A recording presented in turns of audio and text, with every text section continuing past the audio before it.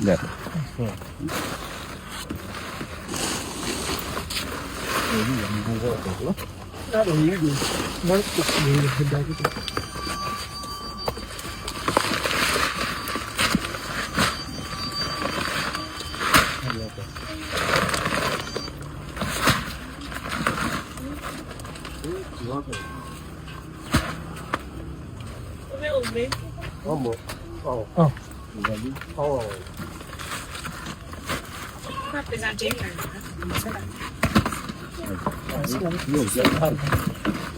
Je vais t'aider.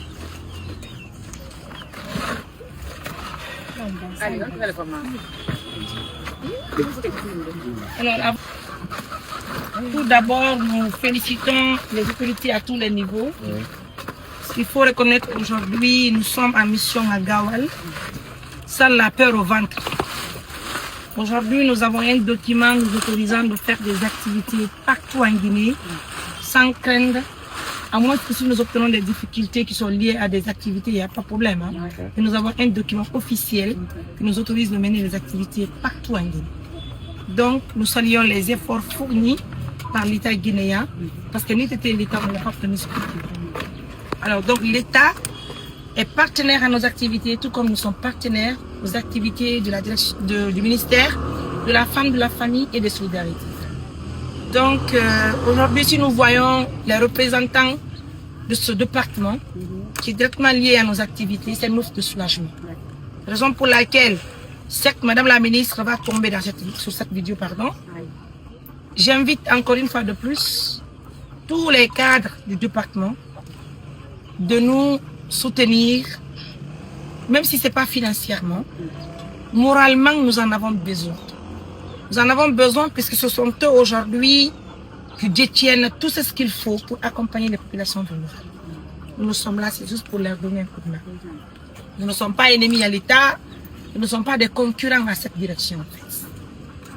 Donc, ce n'est qu'une partie remise. Hein. Maintenant, pour parler de notre activité du jour, nous sommes là pour vous présenter ce cadeau que nous avons obtenu pour les triplés qui sont là. Ils nous ont dit que ce sont des filles. Nous sommes très contents et nous prions Dieu que Dieu nous donne la chance de continuer toujours de leur venir en aide. Parce qu'on ne sait pas ce que les enfants là deviendront demain. Ce qui reste clair, c'est dans les mains de Dieu.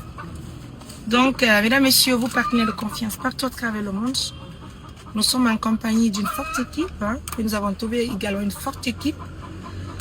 Et pour tout simplement donner de la valeur à nos activités. Nous remercions Dieu et nous continuons ce projet puisque vraiment la population en a besoin. Donc le vice-président est là, il va essayer de vous présenter le cadeau. C'est la première valise qui est là. Et chaque valise est remplie de 10 complets.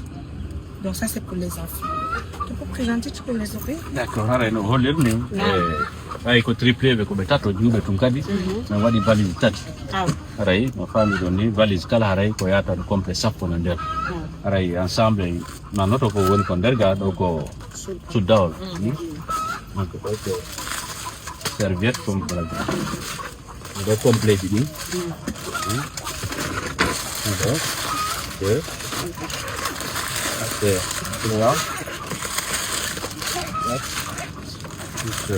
untuk program, untuk filter boleh mana tu? Tadi.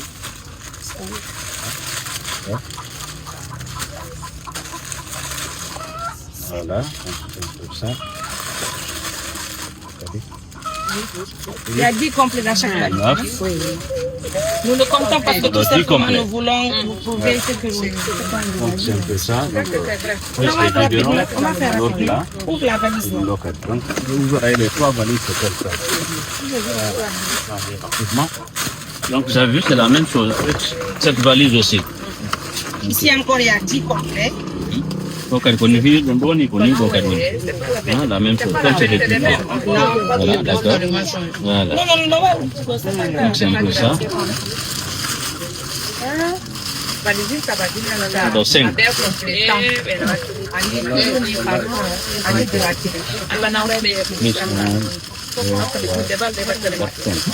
Donc elle dit complet.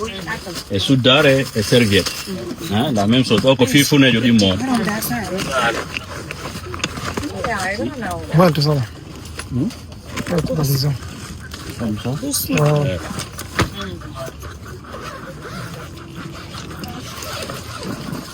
Voilà, il y a 10 complets. Ça, c'est pour la maman.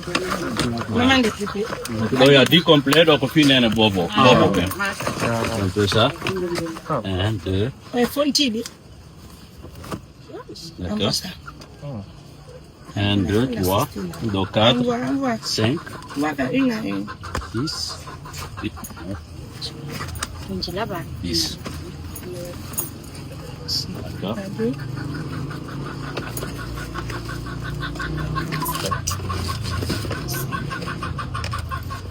6. 7. Ok. Il y a 10 complets. Donc au Ça, final, il y a c'est pour bobo. la maman. Hein? Donc on valise tamon fi bobo tamon. Voilà. Donc no di woni do ni do kay woni. Les audits complets do fi nene bobo. Voilà, c'est un peu ça. Au-delà de ça, Donc, oui. nous, là, quand il y a pas que Dieu n'entend. Parce que Dieu n'entend pas Bobo. ça. Carton di bira. Ora non bira ko bira ora comanda ko la modila. C'est vrai que là on a fait parce que le carton c'est 1 million 30 000. Alors au carton, Mais il y a c'est bira carton bela ma poti di sapoti. Dia poti di sapoti. Abe walo. Donc voici un autre carton. Donc, Pas grave. non, c'est bon, Il y a deux laissez cartons là-bas. ici. Donc carton di bira et ça ku omo. Et Les oh, cartons ça. et carton sabunde. E saako ɗiɗi maaro ɗiɗo ɗan nebban Jarama kare Allah ɓeydi ka ƴettaɗo Allah nawro yeeso barka boyi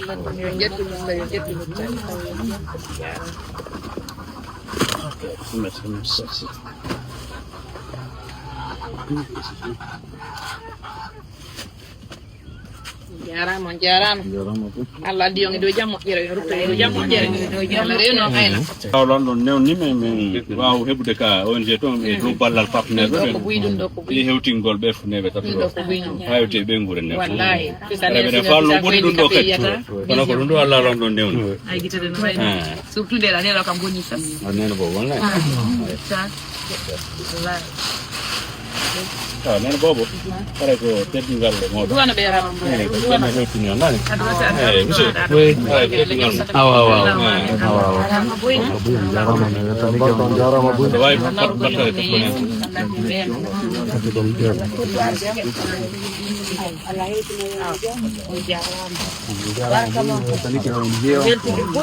tani ke kiponkadi police président me tani ke on fo haray men salmini on me wetorani on ko ardon kon haray men tori ballal kon Allah wadi effort mon haray on jarama buy albarka yawnaki Suno non ko partenaire ɓe amen ɓe ala ɗo okkoni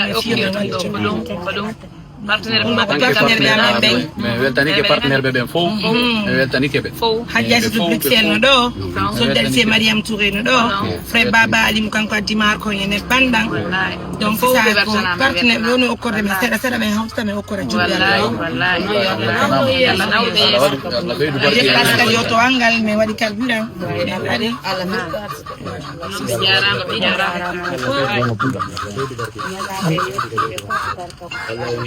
taw jettu danna e ɗum ko ɗon ko yalla ɓurtu moƴƴinande yalla potti cheytan takko mo yalla waɗu kawral hakkudeji mon ɓuuri hen yalla ɓeydu confiance on kadi hakkudeji mon ɓuuri yalla ko judde balɗe battale moƴƴo yalla ɓantitimo ɗon ka dow yo fo lara on fo laata mari ko Allah ibne lara ko yo fo lara on fo laata nani yo fo lara on fo laata mariama ala koye goto ema ay photo goy mi amma ko Sénégal Merci beaucoup.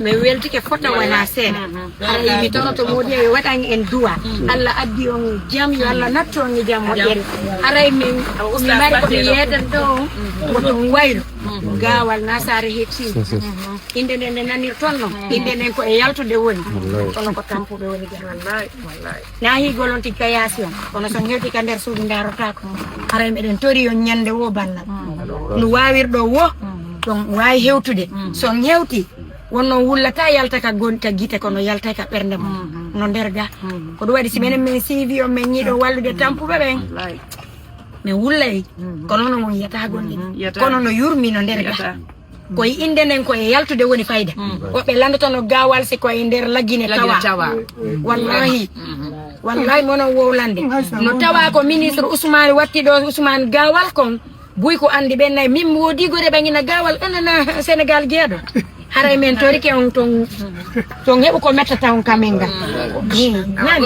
haray men meɗen ñande o meɗen habbi o haray modi a waɗana en duwa jooɗo e waɗana en duwa Allah addi on jang Allah addi on jang tori on yewtere nde fof weltodira men sakkitoren duwa on hara sen duike haray lanni ko waɗete kon fof gayne waɗede taw ha en fof gayne ententes pour qu'elle puisse parler au nom de la direction. Et à mon tour, je vais rendre fidèlement le compte rendu de ce qui se passe et ce qui vient de se passer. Ça, c'est que vraiment, ça nous va droit au cœur. Et nous allons rendre fidèlement ce que nous avons dit, ce que nous avons reçu.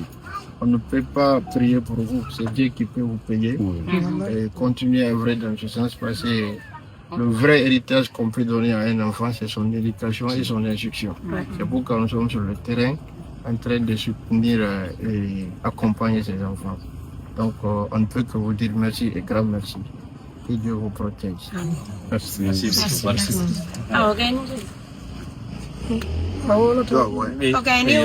ok awa probléme ala jooɗi monsieur ara yen duwantoɓe kamɓe arɓe tawen ɓen oɗo baba bobo joni ara yen duwanade e ko adi adi kon namo kala heɓata sifante ɗo moƴƴere si allahu addanimon ha sifa wana ɓeɗo fayɓe tato aray en torama dankagolɓe hiwaɓe reeno wattana yila e maɓɓe moƴƴa hino nene bobo yimɓe buy jibini ɗo ko tubani namo kala heeɓi sifa waɗa ɗum ɗo ɗum ko dokkal Allah si Allah o kima hunde teddinde jaɓande weltora haray enen ɗo fof hande ko Allah hoddirno ɗum ɗo waɗa e nde ñalande ɗo enen ɗo fof en timbodira e ɗo par ce que min ñande mada hollilan photo ɗo e vidéo ko waɗi ko mi sikki peut-être ça c'est envers bofa ko debbo reedujo ala londiɗo leɗɗe o min jooɗi min daari wimi inchallah addino ɗo telenga o yiyayno ko ɓuuɗi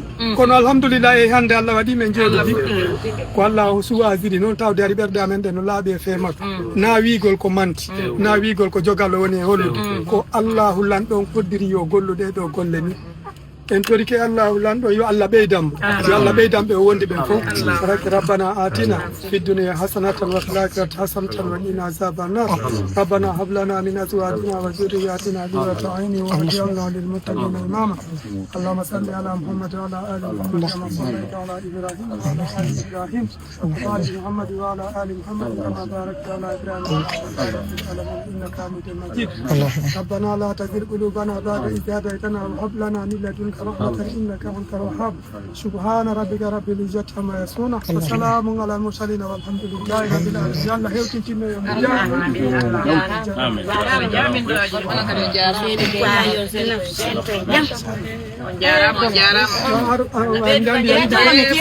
الجمعة